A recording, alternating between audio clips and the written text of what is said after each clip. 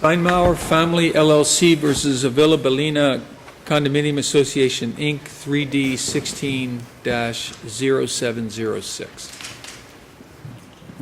Good morning, Your Honors. Corinne Tagenhoff on behalf of the appellant, Steinmauer Family LLC. I'd like to reserve 2 minutes for rebuttal. Thank you. Okay. This case involves the question of the intersection between public records law and the Condominium Act. In the court below, the initial facts of the matter are relatively simple. My client, Steinmauer Family, is a small family real estate investment company. They purchase properties at foreclosure sales. And with respect to the condominium unit at Villa Bellini, one day prior to bidding at the foreclosure sale, my client identified this unit as one it was interested in bidding on. And as part of its standard due diligence, it reviewed the public record, which it's supposed to do. As we know, a purchaser at a foreclosure sale takes title with respect to notice of what's in the public record. In review of the public record, my client came across a claim of lien for assessments as well as a release of a claim of lien for assessments. And that release provided that there was a release of claim of lien for assessments for value received. The claim of lien was recorded in 2009. The release was recorded in 2010. In reliance on that release, my client made a determination to bid on that property, believing that no assessments were owed prior to the release. Doesn't the statute allow an association to bring, independent of any lien, a claim for money judgment? Yes, it does. And so how would you know if there was a pending claim for a money judgment? Well, what you're asking about is really the statutory lien. Okay, so what they have is we have the claim of lien, release of the claim of lien through 2010. And our position is that based on the release of claim of lien for assessments, that a reasonable person looking at that because that was placed in the public record, that then it means what it says, which is... But since there's no dollar amount on the release, it's not release of lien. Right. It's release of claim of lien. How do you know what amounts are being released? You don't know what amounts are being released, but you do. But I think that in reviewing the release, you would know that there are assessments that are being released, although you may not know what amounts. And our position is that all assessments prior to the release are being released. And, the basis for that is that, you have this release of a claim of lien that says for value received. And one thing that we raised at the hearing on the motion for summary judgment is what does for value received mean if the association's position later on is that there was no value received. But arguably, there's a difference between a lien and a debt. And, the lien is a mechanism to collect the debt. And so there are circumstances where one would pay to get rid of a lien and leave the underlying debt in place, perhaps to allow for the sale of the property, what have you. Well, interestingly, the Condominium Act in 2010, when the release was recorded, didn't have a release form. So there's no form that the condominium association has to comply with at that point in time that would state assessments are being released for this particular amount in response to your question. I believe in 2015, the legislature amended the statute, and then it contains a release form that now has within that form an amount for assessments that have been paid whenever there is a release. But in 2010, there was no such form. Counsel, I'd like to follow up on Judge Lowe's question because I think it goes to the essence of this case. And he discussed in his question the difference between a lien and the underlying debt that the lien presumably protects. Mm-hmm. In a normal commercial situation or in a normal situation, a party that was not involved in the creation of the obligation resulting in the debt would not be responsible for that debt, Correct. absent a signed instrument, statute of frauds, Basic Law 101. Isn't it 718.116, an application of 18.116 that would make a remote buyer responsible for this debt? Yes. However, there are defenses to that pre-title joint and several liability. Well, let me ask you this question. Other than relying on the public record, how would your client, not a unit owner, so couldn't get an estoppel letter by right, Right. how would your client ascertain the amount being claimed by the association? After obtaining title, my client would Prior to obtaining title. prior to, well, You can't because right under you can't rely on the release of lien. right, and also my client does not have a right to seek the estoppel letter. You don't have a statutory right to Right. seek an estoppel letter. Right. In this record, there's no evidence that there was an attempt to seek an estoppel letter, Correct. but there certainly is no statutory right. So help me out and this is a question I'll obviously ask to your colleague. How would your client be advised that the party who has released this lien and spread that in the public records is still going to be seeking dollars from whoever purchases the unit? There is no way for my client to find out that information. I mean, its business model is it's reviewing potential foreclosures to bid on, and it reviews the public record, it looks at condominium declarations, and it looks at any encumbrances of And in properties. any of those records, was there any due diligence that your client could have done before making this purchase? Anything indicating, other than the release of lien, that the plaintiff in this case was still asserting a lien, or the defendant in this case was still asserting a lien? No, not as to those pre-release amounts. Not as to those pre-release amounts. And, you know, what's interesting is that because it's a very unique scenario where, right, the client, pursuant to the statute, would ordinarily be held jointly and severally liable. But as this court has recognized, even in Kendall Garden v. Valores, wherein it approves the decision of Pud Light 2, there certainly are defenses to 7-118-116 joint and several liability. And, you know, we posit to the court that estoppel is a valid defense and that the condominium association was stopped from collecting on those assessments, because what would a reasonable person viewing that release of a claim of lien believe? And especially... Okay. You're essentially arguing, if I understand you correctly, that the release of claim of lien equates to a satisfaction of a judgment. Yes, Your Honor. And the case law, there's no case law that states that there has to be written onto a release, just generally, the word satisfaction. In fact, Atlantic Coast v. Boone, which discusses release, also discusses that there's no magic word, that satisfaction does not have to be written into a release, and that a release is understood as a discharge of an obligation of a debt or a right. Or could it be construed here then that they are discharging the lien, which has nothing to do with the ability to seek a money judgment? It could, but because they've placed this in the public record, and if we step back and think about, you know, and it's an interesting issue because two judges considered the issue below and came to two opposite conclusions.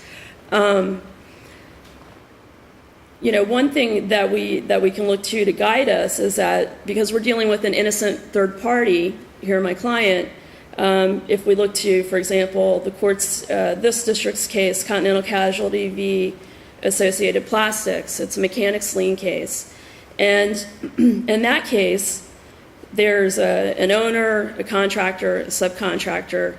The contractor is filing lien waivers and releases. The owner relies on that, makes payments, but then later on the sub doesn't pay. I believe it's paint supplier doesn't pay.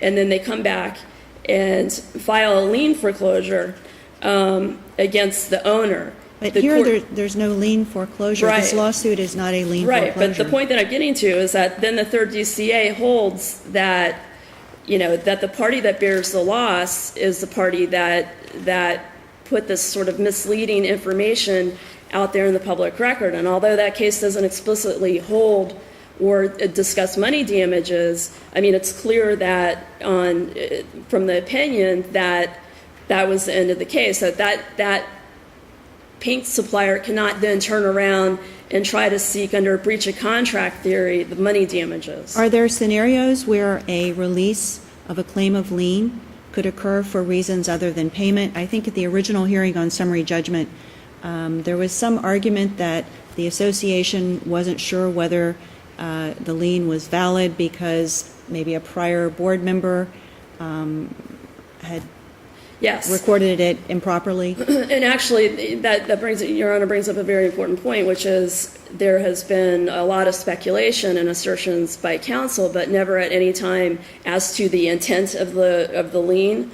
There's been no affidavits. There's been nothing submitted as to what the association claims its intent was with respect to the release of the lien.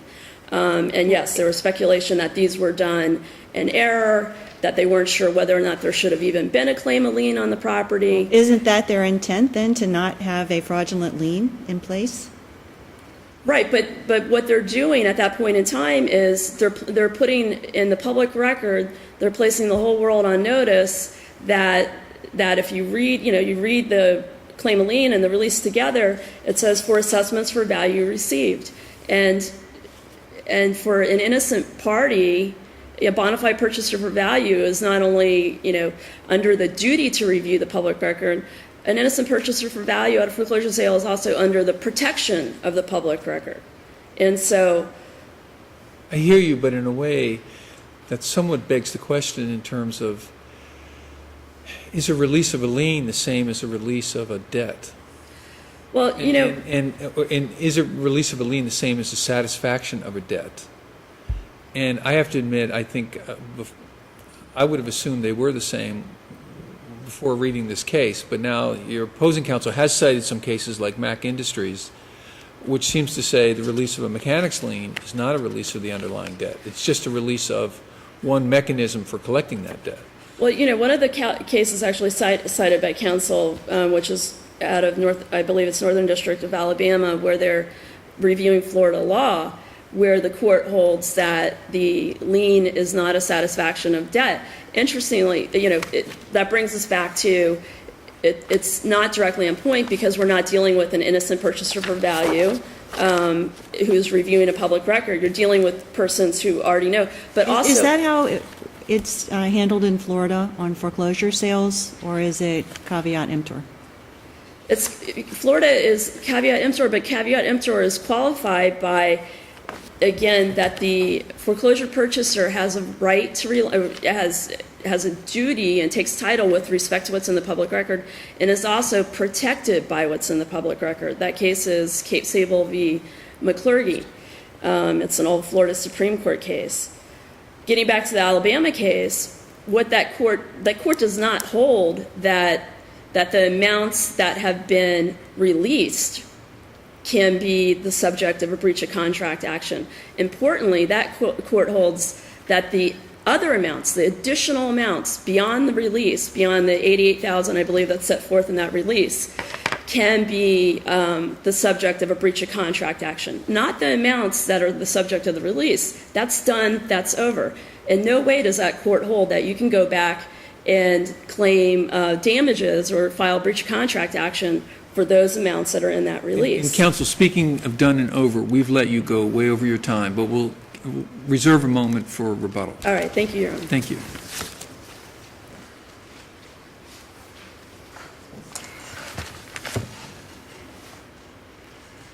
Good morning, Your Honors, and may it please the Court. My name is Alejandro Hoyos of the Law Office of Alexis Gonzalez, and I'm here on behalf of the appellee, the Bellini Condominium Association.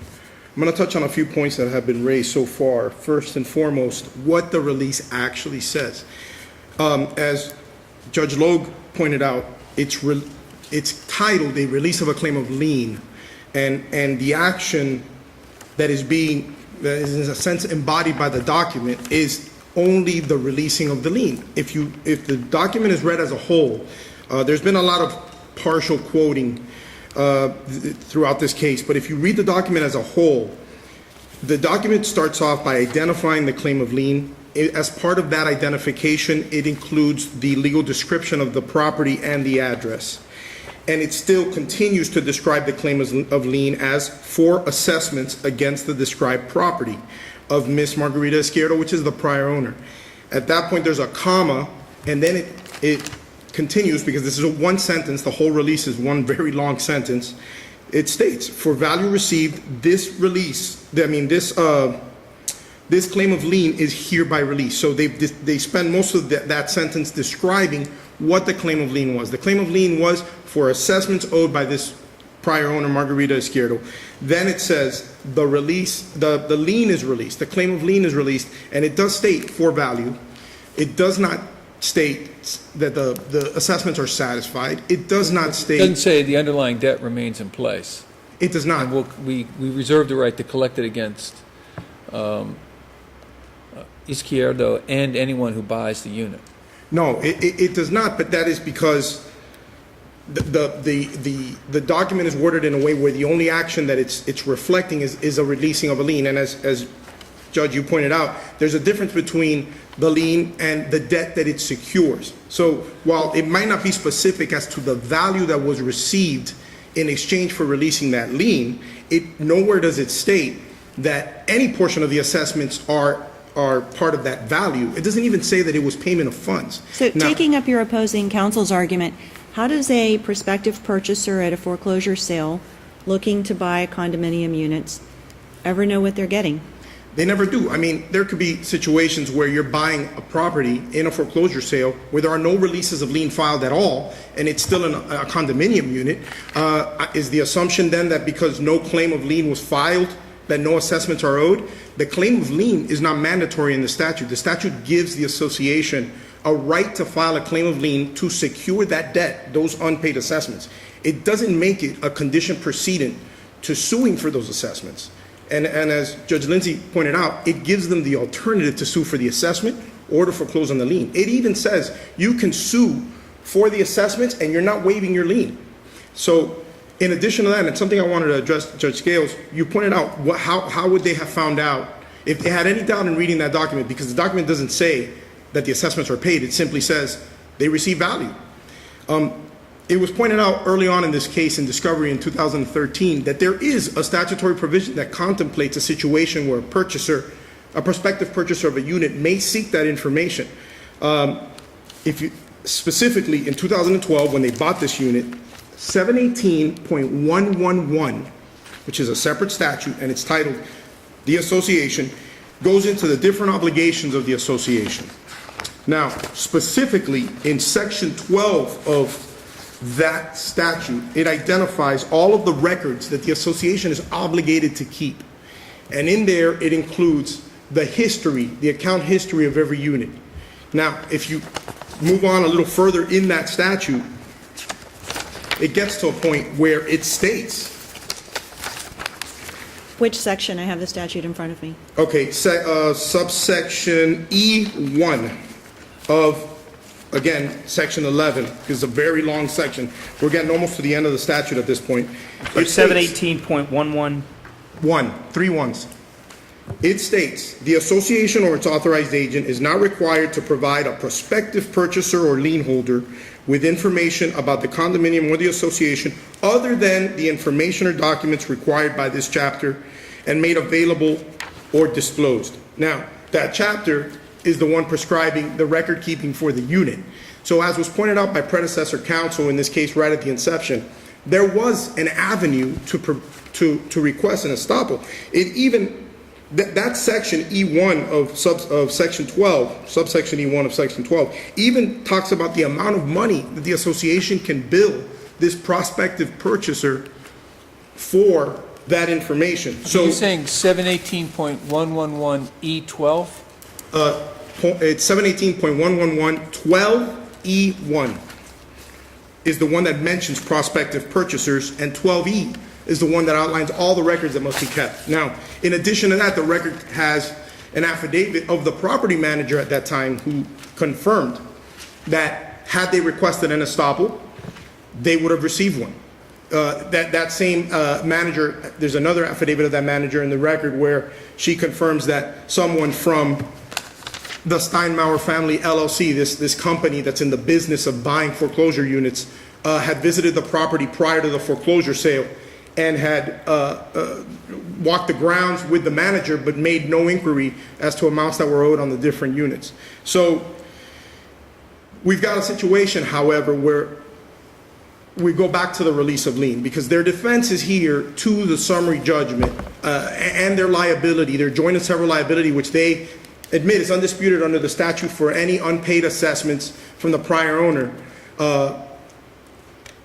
relies entirely on their interpretation of a document in public records. So their arguments about whether you're allowed to rely on public records, we don't deny that they're allowed to rely on public records. It's, are they allowed to read more into a public record than what it states? In this particular case, what the record stated was there had been a claim of lien for assessments, and that lien had been released. It did not state that the assessments were paid. And I want to point something else out. In 2010, when this release of lien was filed, the statute also contemplated that in situations where all of the payments, all of the assessments are paid, what you get is a satisfaction. I'm going to point that out to the court here. It is section 5B of 718.116. 718.116 is the statute that's controlling here. It's the one that makes the purchaser jointly and severally liable. At 718.116, 5B, the last sentence after describing how claim of liens are to be prepared states, upon payment in full, the person making the payment is entitled to a satisfaction of the lien. A satisfaction. It doesn't talk about releasing the liens upon partial payments. There's no part in this, there's no language in the statute anywhere about the need to release for partial payments or the distinction. It simply states that in that scenario where a full payment is made, there's a satisfaction. So fair enough. However, the next sentence, and maybe this was subsequent, reflects a subsequent amendment, or the next provisions go into, they provide a form for that, I think that situation, and in the form they call it a release of lien, and they don't use the word satisfaction. Your Honor, that would have been later on when the statute was amended. I believe it was in 2015 or 2014 that they added that form into the statute. Okay, but by the way, that form that was added to the statute, Right. which says release of lien, Right. but it does require the listing of the amount. That looks like it's intended to be a quote-unquote satisfaction of the judgment and not of the assessments, and not just a release of lien. I don't know that it does, Your Honor, because what it does is it specifies how you have to give a specific amount of money when you're releasing, right? So is that a satisfaction of that amount of money? Correct. So it would be, yes, it would be a satisfaction of whatever amount of money was paid towards the overall debt, but you wouldn't be getting a satisfaction of a lien, because as was cited in the brief, a satisfaction of a lien is a acceptance of all of the obligations under the lien by the liener. If it's a release of the lien, what's happening when one releases the lien is they're simply releasing their interest in the property that existed solely to secure the debt. It doesn't indicate that the debt is being released as well. Okay, but for example, under the new statute and the new release of lien, if someone fills that out, for the amount of $10,000, waives and releases its lien and right to claim a lien for unpaid assessments through, 2013 to 2016, does that mean those assessments from 2013 to 2016, they're gone, right? I mean, that's not just a release of a lien, that's also, I guess, a waiver of the right to collect those assessments. Well, if I would look at that, I hadn't considered that form only because it didn't apply in the case. Fine, okay, And I I don't know. apologize. But what I would read it to mean is that you can no longer sue for that amount of money that you're releasing the lien for, because that lien existed for those assessments.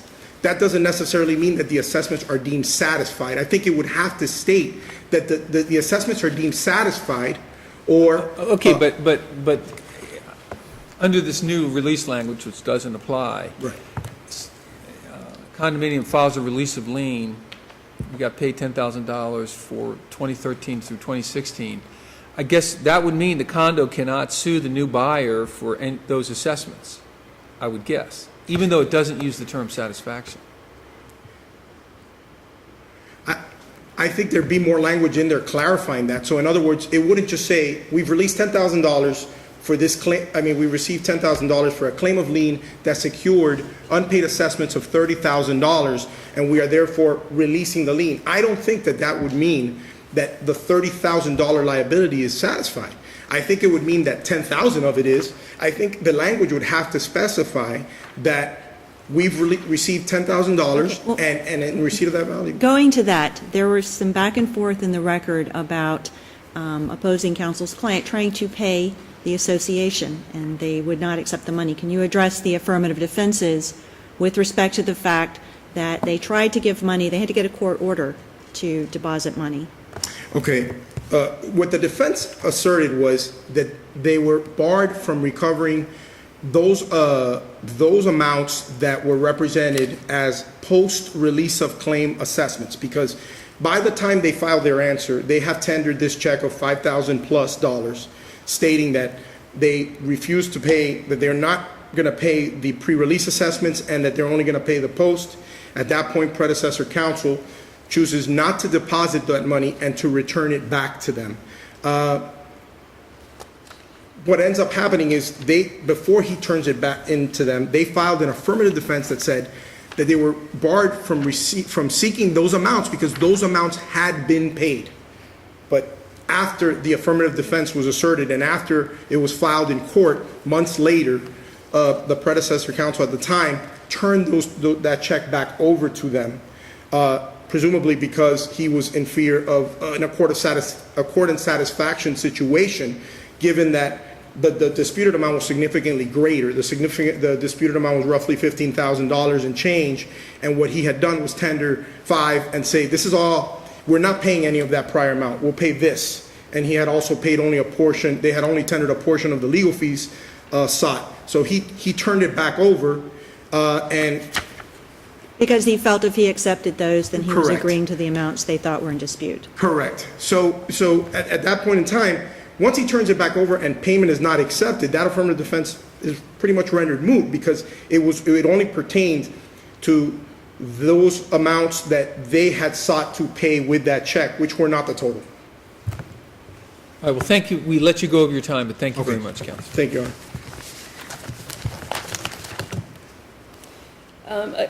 A couple of points. One thing in addressing Judge Logue, your questions to counsel, notably, right, the 2015 amendment does not include the word satisfaction anywhere in the release form. And so, even more importantly, for an innocent third party for value purchasing at a foreclosure sale, what is a reasonable person going to do looking at this release? Well, there's no guidance in the Condominium Act at the time as to what a release form should state. And the case law of Florida we don't have cases that say, thou shalt state satisfaction in order for there to be a satisfaction. I mean, clearly, even with the 2015 amendment, you have a satisfaction effectively in that release form without using the word satisfaction.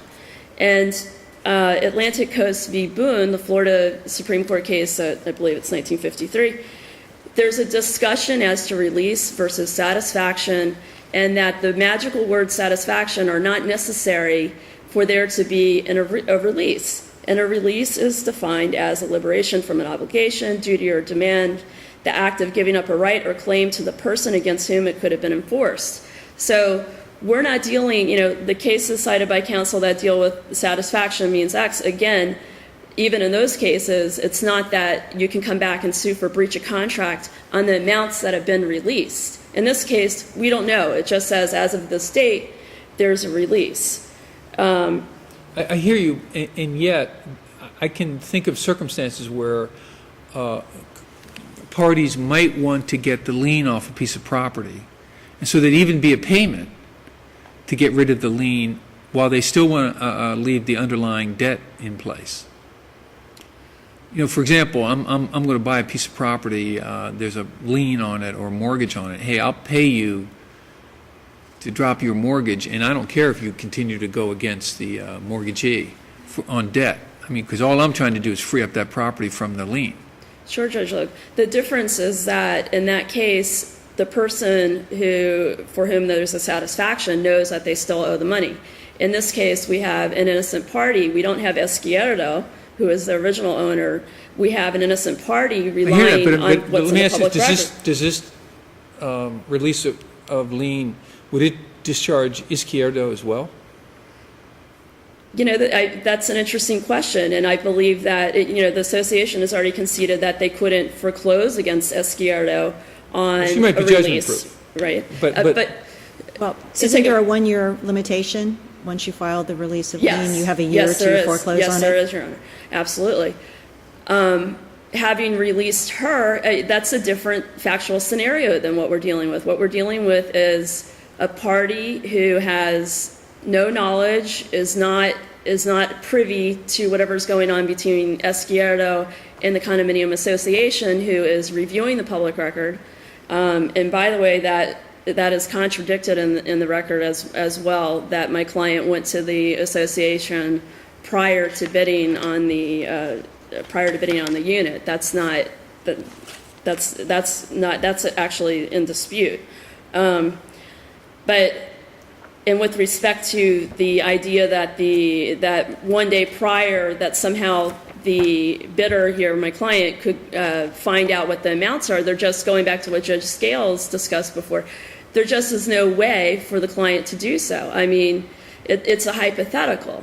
And so reviewing this release and being somebody who is not privy to what's going on between the association and Izquierdo, Judge Trawick found, what would a reasonable person looking at this release conclude? A reasonable person looking at this release would conclude that there are no assessments owed prior to the release. And my client going to payment immediately prior to the association filing suit tendered payment for all post-release assessments, which included pre-title assessments as well for about those 2 years post-release, which that payment was rejected by the association wrongfully and in defiance of this court's opinion in Ocean 2 v. Kleiger. It created excessive interest on the judgment that was eventually All right, counsel, entered. and we have let you go over, so could you Okay. just wrap up? Sure. So you want us to do what? So respectfully, I would ask that this court reverse the entry of final judgment by the lower court and remand that judgment on this purely legal issue be entered for my client. That the release was, that the association was stopped. Were there competing motions for summary judgment below? Well, Your Honor, there were not at that time, but based on the authority of, I believe it's Opper v. Wynn, when a court considers a purely legal issue, that summary judgment may be entered up for the non-moving party on that legal issue. Thank you. Thank you.